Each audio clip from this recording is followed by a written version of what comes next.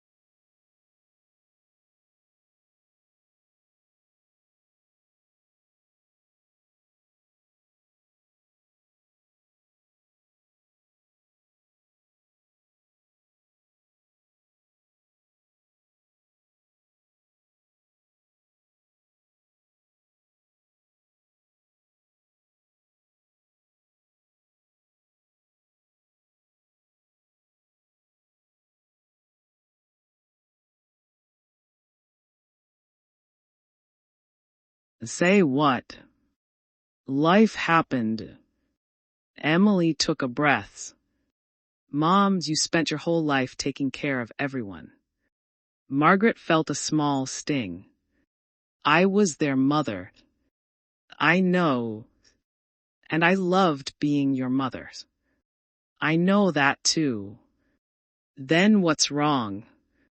Nothing is wrong with loving us. Emily paused. But somewhere along the way, you stopped being Margaret. The words landed harder than Margaret expected. She leaned back. That isn't fair. Maybe not. Emily looked down at her hands. But it's true. Margaret wanted to argue. She wanted to explain that mothers don't simply stop being themselves. They adapt. They sacrifice. They do what needs to be done. When Daniel needed help with school, she helped him. When Emily was sick, Margaret stayed awake beside her. When her husband lost his job for a while, Margaret found extra work. When the children grew older, she kept worrying about them. That was what mothers did. At least that was what she had always believed. But Emily wasn't angry. She looked worried. Why are you telling me this now? Margaret asked. Because I don't want you to spend the rest of your life waiting for us to need you. Margaret's eyes filled with tears. I don't. Emily gave her a gentle look. Mom, you still do. Margaret looked away. She thought about the guest room she still kept ready. The birthday cards she sent. The food she prepared whenever her children visited. The phone she checked every morning. The way she still rearranged her plans whenever one of them needed something. Maybe Emily was right. Maybe she had become so accustomed to being needed that she no longer knew what to do when nobody needed her. Emily reached across the table. Mom, I don't want you to think we don't love you. I know. We do. I know. But sometimes I feel like you only know how to be our mother. Margaret looked at her daughter. She wanted to say something wise. Instead, she whispered, maybe I don't know who else to be. Emily's eyes filled with tears. That scares me. Margaret looked down. For the first time, she understood that Emily wasn't accusing her. She was worried about her. Emily stood and hugged her. I don't want you to become someone else, she whispered. Then what do you want? Emily pulled back. I want to know you. Margaret stared at her. You do know me. I know my mother's. Emily smiled sadly. I want to know Margaret's. That stayed with her after Emily left. That evening, Margaret opened a drawer in the bedroom. Inside were old photographs, birthday cards, receipts, letters, and things she had kept without knowing why. At the bottom was a postcard. The Grand Canyon. She turned it over. On the back, in her younger handwriting, was one word. Someday. Margaret sat on the edge of the bed. She couldn't remember exactly when she had bought it. 30 years ago. Maybe more. She remembered wanting to go. She remembered talking about it. She remembered telling her husband they would find the time.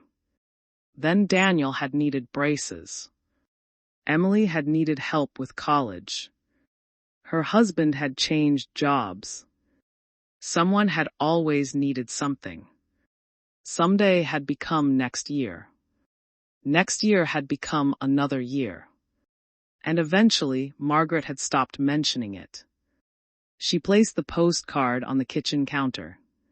For the first time in years, she didn't think about what her family needed. She wondered what she might need from herself. The next afternoon, Daniel came by. He found Margaret sitting at the kitchen table with the postcard in front of her. He picked it up. The Grand Canyon. Margaret smiled. You remember it. I remember you talking about it. I haven't thought about it in years. Daniel looked at the postcard. You should go. Margaret laughed. Just like that. Why not? Because I've never traveled alone. You don't have to be fearless. Margaret looked at him. Easy for you to say. Daniel smiled. Do you remember when I was 12? Unfortunately. He laughed. You wanted to take that weekend trip with Ruth. Margaret's expression changed. I remember now. I got sick. You had a fever. And you stayed home. You were 12. I know. Daniel looked at the postcard again. I remember you were disappointed. Margaret smiled faintly. I had forgotten that part. I didn't. He placed the postcard back on the table. You always made sure we got to see the things we wanted to see. Margaret looked at him. Daniel nodded toward the postcard. Maybe it's time you saw something you've been waiting to see. She didn't answer. He stood. Go to the Grand Canyon, Mom. Margaret laughed softly. You make it sound simple. No. Daniel smiled. I think it might be scary. That surprised her. But I also think you'll be okay. He kissed her forehead before leaving. That night, Margaret opened her computer. She searched for flights. She looked at hotels. She read about shuttle services. She wrote down prices. Then she looked at the calendar. She imagined being away from home. What if something happened while she was gone? What if Emily needed her? What if Daniel called? What if she got lost? What if she hated traveling alone? Margaret closed the computer. No, she whispered. She wasn't ready. The next morning, she opened the computer again. The flight prices were still there. She looked at the postcard. Someday. She almost closed the website. Then she remembered something Emily had said. I want to know Margaret. Margaret took a breath. She searched the flight again. She chose a date. Her finger hovered over the final button. She almost stopped. Then she clicked. The confirmation appeared on the screen. Margaret stared at it. Her heart was beating faster than it had in years. She had done it. Not for Emily. Not for Daniel. Not because anyone needed her to. For herself. She printed the confirmation.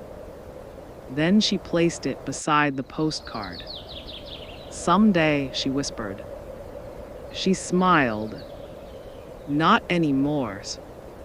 A week later, Emily brought the grandchildren to visit. The house became noisy again. The children ran through the hallway. Someone opened the refrigerator. Someone complained about being hungry. Margaret stood in the kitchen laughing.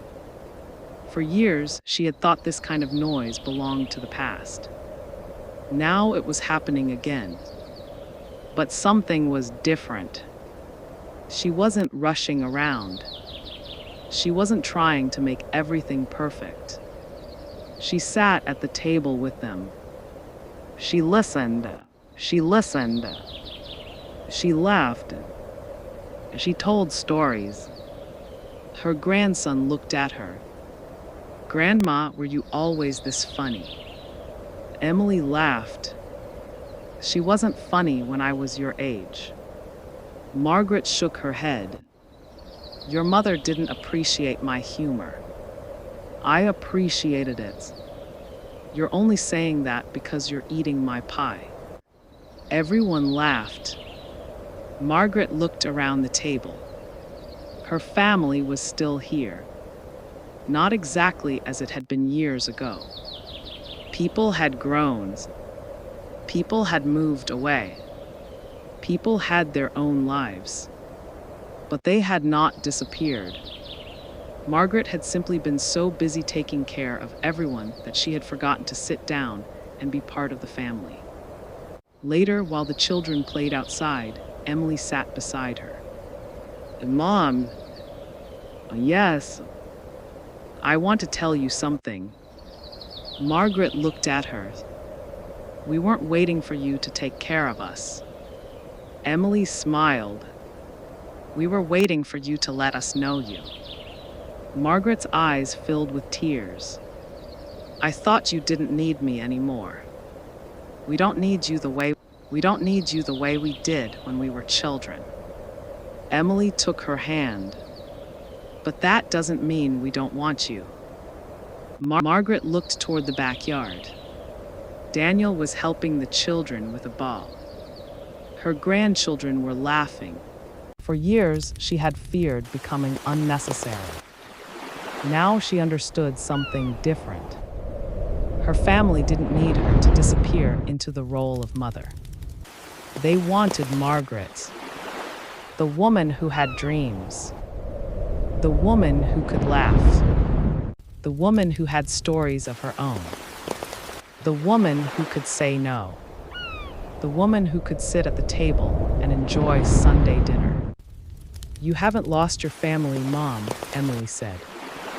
Margaret looked at her daughter. No, she whispered. I haven't. 3 weeks later, Margaret stood at the airport with one suitcase. For the first time in her life, she was traveling without packing for someone else. No extra clothes for a child.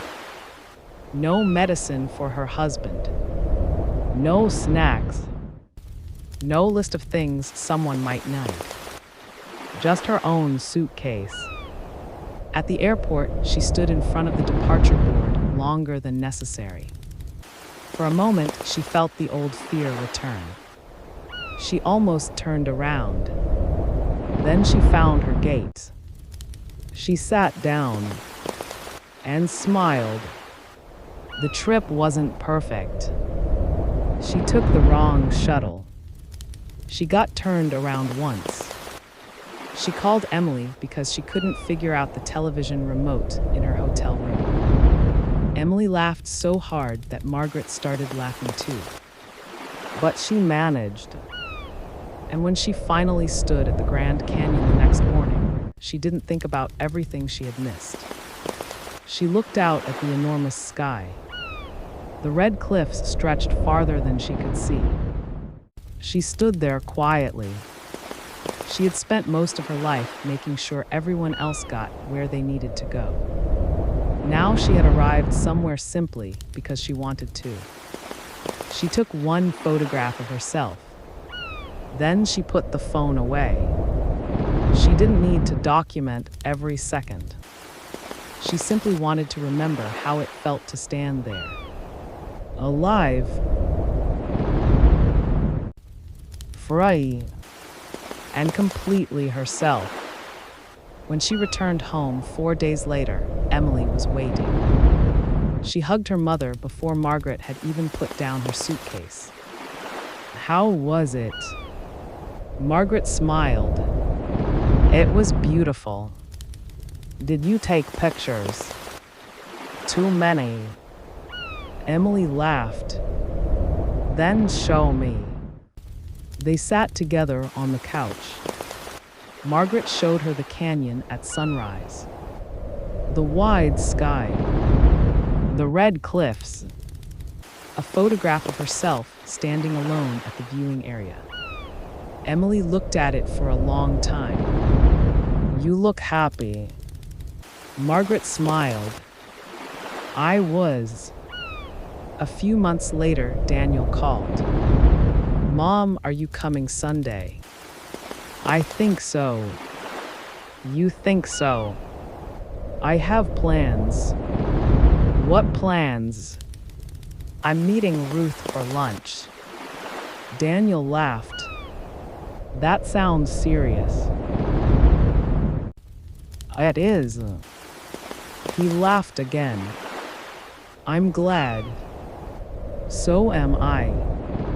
That Sunday, the family gathered for dinner. Emily brought dessert. Daniel arrived with groceries. The grandchildren filled the house with noise. Margaret sat at the table and watched them. She didn't rush to clear the plates. She didn't get up every 5 minutes. Someone else could do the dishes. Someone else could make the coffee. For once, Margaret simply stayed. Daniel noticed. You're sitting down. Margaret smiled. I'm allowed. Apparently. Everyone laughed. After dinner, Emily sat beside her mother.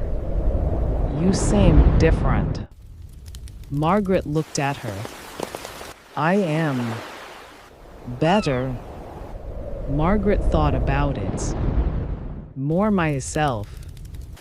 Emily smiled. Margaret reached for her daughter's hand. She didn't need to explain anything more. Later that evening, after everyone left, Margaret stood in the kitchen. The house was quiet again, but this time the quiet felt peaceful. She looked at the family calendar hanging beside the refrigerator. For years, every empty space had been filled with someone else's needs. School events, doctor appointments, birthdays, visits, errands, things she needed to remember for everyone else. Now the calendar looked different. There was a lunch with Ruth, a dinner with Emily, a weekend when Daniel would visit, a note about the next family gathering, and one blank space she had deliberately left open. Just for herself. Margaret touched that empty square. She smiled. She had spent almost 50 years being a mother. She would always be one. But now she understood that motherhood was something she carried. It wasn't the whole of who she was. She was Margaret, and there was still time to be her. She looked once more at the calendar. Then she turned off the kitchen light. The house became quiet, but the quiet no longer felt empty. There was a family she loved, a life she had finally begun to live. And for the first time, an empty space on the calendar that belonged only to her. Just for herself.